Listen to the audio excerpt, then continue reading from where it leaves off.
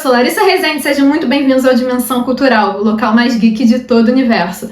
E nesse vídeo, bora falar de Star Wars porque a hype tá lá em cima. Os episódios 3, 4 e 5 de Skeleton Crew já foram lançados, então a gente já tá na metade da série, caminhando já pro final da temporada, e até agora nós tivemos bastante informações. Alguns até podem achar que a narrativa não andou muito, mas assim, não dava pra esperar que as crianças já encontrassem um caminho pra casa no meio da temporada, né? Então eu acho que tá indo numa velocidade legal e o mais importante, explorando muito uma parte da galáxia que nós não conhecíamos. E essa era a proposta da série. E lembrando que se você tá curtindo a série, tá curtindo o conteúdo aqui da Dimensão Cultural, já deixa o seu like nesse vídeo, se inscreve no canal, ativa o sininho, manda o canal para um amigo, assim você ajuda a Dimensão a chegar em mais pessoas. Então bora pro review do que aconteceu nesses episódios. O episódio 3 começa com os pais das crianças entrando em contato com as autoridades dos planetas, tentando fazer algo para salvarem os seus filhos. Mas os droides enfatizam que não há nada que o supervisor possa fazer, pois é contra a lei se comunicar com outros planetas. O que reforça a ideia de que At-Atin...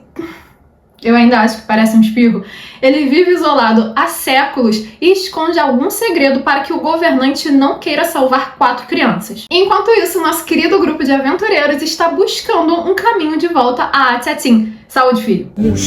Assim, eles vão seguir Jod Nanawood, que é o personagem do Jude Law, que vai ajudá-los a escapar da prisão até finalmente conseguirem sair de Porto Borgo, que eu preciso enfatizar o quanto eu amei esse cenário de um porto espacial pirata. É uma sequência bem dinâmica e um tanto quanto agoniante, já que a nave está presa nos cabos do porto e eles estão na mira dos piratas. E como eu falei no vídeo anterior, fica confirmado que o Jod era o Capitão Silva que sofreu o motim para surpresa de 0 pessoas. Ele também fala que não escapou antes, pois ele não tinha uma nave e simplesmente fugir da prisão não adiantaria de nada, mesmo ele tendo sensibilidade à força, e essa é uma informação muito importante, pois em nenhum momento ele diz que é um Jedi. O Wink tira essas conclusões. Lembrando que apesar de terem chegado na nave, as crianças se recusam a partir sem o SM-33, que é um droide irado, e eu também não sairia dali sem ele. Pô, fala sério, as crianças só sobreviveram àquela nave caindo aos pedaços por conta do droide. E o Jod teve que voltar para buscá-lo. A partir daí, nós temos uma interação bem legal entre esses dois personagens,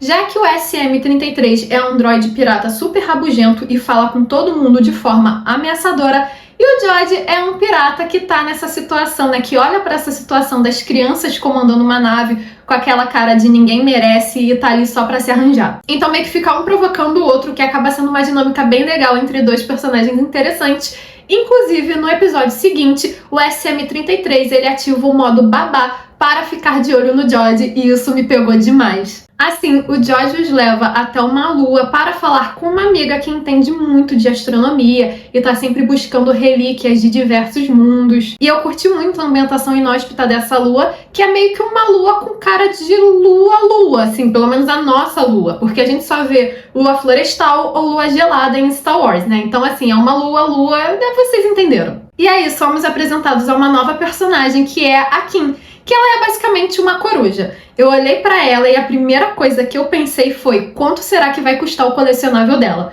Sim, eu curti muito o fato dela ser uma coruja e eu já quero um boneco. A Kim fala que At-Atin era uma das joias da Velha República, um conjunto de planetas com diversas preciosidades e que foram escondidos para sua própria proteção. Mas vai no que eu falei antes, até que ponto tá escondido para sua própria proteção? Os governantes atuais sabem disso? Claro que o objetivo inicial era esse, mas eu ainda acho que tem algum podre lá no planeta. Quem sabe o líder atual não é o capitão da nave pirata que as crianças encontraram e esconde o planeta porque ele quer o tesouro só pra ele, quer continuar vivendo na vida boa. De qualquer forma, ela fala que todos os planetas foram destruídos, sobrando só At-Atin, que se tornou uma lenda e acaba sendo a busca eterna dos piratas. Além disso, nesse momento, ela acaba confirmando a teoria que eu falei no vídeo anterior de que At-Atin é um planeta que vive isolado do resto da galáxia e por conta disso não sabe o que está acontecendo na galáxia. Tanto que quando as crianças mencionam Alderaan, ela fica meio que tipo, vocês perderam a guerra, né?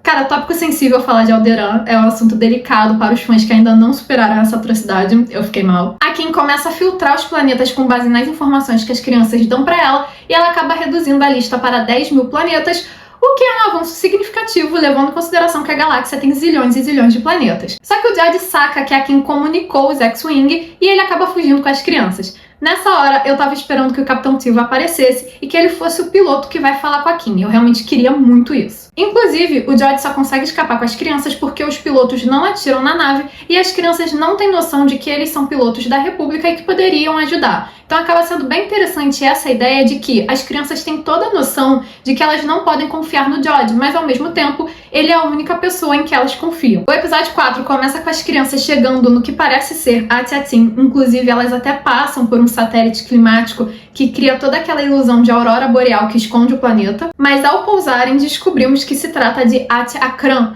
um dos planetas da Velha República que foram destruídos. E foi, né? O planeta tá caindo aos pedaços, podre, vive na guerra por conta dos clãs que vivem lá, que são os Troik e os Hatan. E é um ponto muito legal, primeiro por vermos que a ideia de destruição é muito relativa. No caso de Ati-Akran, o planeta foi destruído devido a uma guerra entre a própria população que destruiu todo um planeta que era considerado paradisíaco. Segundo que esses planetas foram construídos com planejamento para serem padronizados, já que Ati-Akran possui os mesmos prédios de Atiatin, é tudo igual. A diferença é que agora está destruído. E quando as crianças começam a explorar o planeta, nós nos deparamos com o povo Troik e a gente já conhece um pouco da cultura deles, como o fato de que as crianças são tratadas como adultas e desde cedo são preparadas para a guerra. Isso já mostra que a cultura de Ati-Akran é bem diferente da de Atiatin, e quem mais vai sentir essa diferença é o Neil, que é um personagem muito pacífico, gosta da vida tranquila que tem em casa e não entende por que as pessoas precisam entrar em guerras. Elas poderiam simplesmente sentar, conversar e pedir desculpas. Gente, o Neil precisa ser protegido a todo custo e é só isso que eu tenho pra falar. Cara, ele é um personagem muito fofo. É claro que tem toda aquela apelação dele ser um elefante azul, então assim, isso já ia chamar a atenção do público, mas a série mandou muito bem na construção do personagem. Ele é muito fofo, ingênuo, doce, gentil, amigável, e essa ingenuidade é a sua maior força. É isso que faz ele olhar para esses mundos que ele tá conhecendo e perceber que as pessoas precisam ser mais gentis umas com as outras. Cara, eu vou exaltar o Neil até o final dessa série e eu quero muito um colecionável dele. O Neil apresenta essa visão mais gentil de mundo para a Raina, que é a filha do líder dos Troik, e parece que a garota começou a enxergar a vida de uma outra forma. Ela também vai ajudar as crianças, levando-as até o Santuário Tombado, que seria nada mais nada menos do que a torre do supervisor lá em Atiatin. E lá eles vão encontrar as coordenadas para o seu planeta.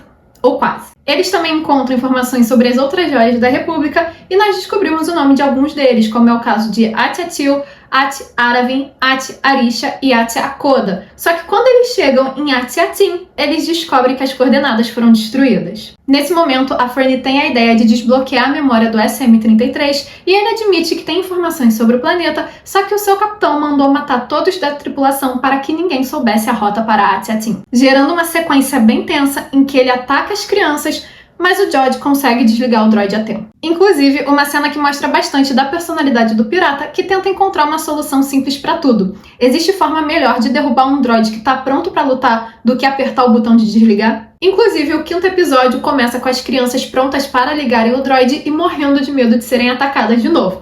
Mas, aparentemente, uma vez reiniciado, o SM-33 volta a obedecer a Fernie e traz algumas informações bem interessantes. Como é o caso do nome da nave, que é Onyx Cinder, e o nome do capitão, que é Taka Renod, uma lenda entre os piratas. Um capitão que saqueou diversas naves até encontrar as coordenadas para Atiatin, só que ele sofreu um motim, sendo traído e esfaqueado pela sua concubina.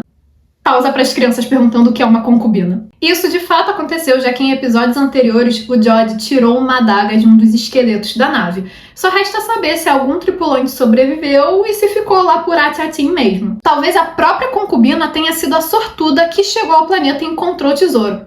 Aí eu nem critico, a Girl Power. Só que antes disso nós tivemos uma cena em Atiatin. Finalmente os pais dessa galera vão reagir. Eles se uniram para tentar se comunicarem com alguém de fora do planeta. Aí sim, já estava na hora dessa galera entender que o governo não tá nem aí para as suas crianças. O pai do In convence a Farrah, dando a entender que de fato eles vão agir mesmo, e isso merecia ser citado. Agora, voltando para as crianças, porque essa é a parte mais legal, com essas informações eles chegam a Lanupa, um lugar que era conhecido como Covil do Diabo, Só que agora é um spa super luxuoso. E eu amei essa oposição e a revolta do SM-33 dizendo que estragaram o perigoso covil secreto do seu capitão. Só que antes disso, na nave, o George vai encontrar o Win chorando num canto, percebendo que as aventuras que ele tanto desejava não eram como ele esperava e que o espaço era assustador. E aí eu fico pensando, nessa cena comecei a pensar o que se passa de fato na cabeça do personagem, porque não é só uma questão de sentir saudades de casa. Ele deve estar com uma culpa imensa, já que foi ele que ativou a nave e meteu todo mundo nessa confusão. Mas aí o George vai aconselhar o Win e ele vai dizer uma frase que deixa uma pulga atrás da orelha de qualquer fã de Star Wars. Ele diz: seu foco determina a sua realidade. É a mesma frase dita por Qui-Gon Jinn a Anakin Skywalker em A Ameaça Fantasma. Isso reforça a ideia de que o George tem uma bagagem de ensinamentos Jedi.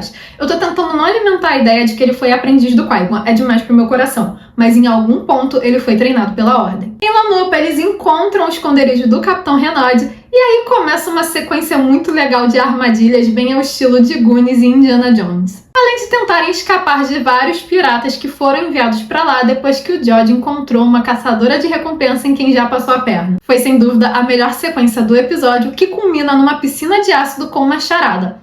Para passar por essa piscina, a pessoa deveria fazer o maior sacrifício, e muitos achariam que você deveria sacrificar uma vida. Só que para um pirata, o seu maior sacrifício é o seu tesouro. Por conta disso, o George lança um crédito no ácido e assim eles conseguem atravessar. No covil do pirata, não só encontramos as coordenadas para Atiatin, como também descobrimos que o planeta era a Casa da Moeda da Velha República, o que explica ele ser conhecido como o Planeta do Tesouro Eterno. O episódio termina com o George traindo as crianças ao se basear na regra da pirataria de que ele pode enfrentar o capitão. Ele derrota Fernie e o Win salva as crianças ao ativar uma armadilha, fazendo com que eles caiam num buraco que vai dar sabe-se lá pra onde. A meu ver, Skeleton Crew tem acertado no ritmo da narrativa, principalmente pelo fato de ter tantos personagens dividindo o protagonismo. A série tá conseguindo balancear o protagonismo das crianças, todo mundo tem o seu tempo de tela, dá o espaço ao George, a dinâmica entre a tripulação tá bem fluida e toda a interação e desenvolvimento da relação do George com as crianças tá bem legal. Acho que no final ele vai mostrar que se afeiçoou a elas, só que não pode ser muito rápido, Ele não pode de uma hora pra outra simplesmente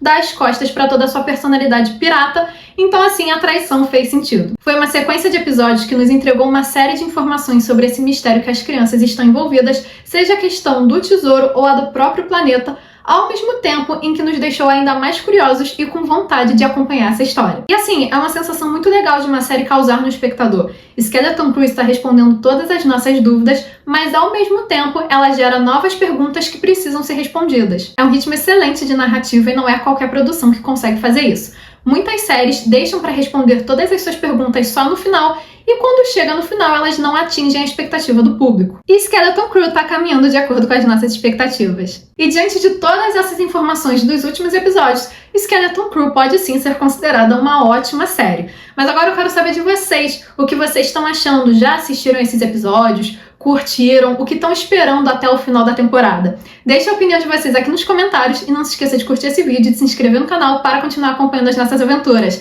Vejo vocês na próxima!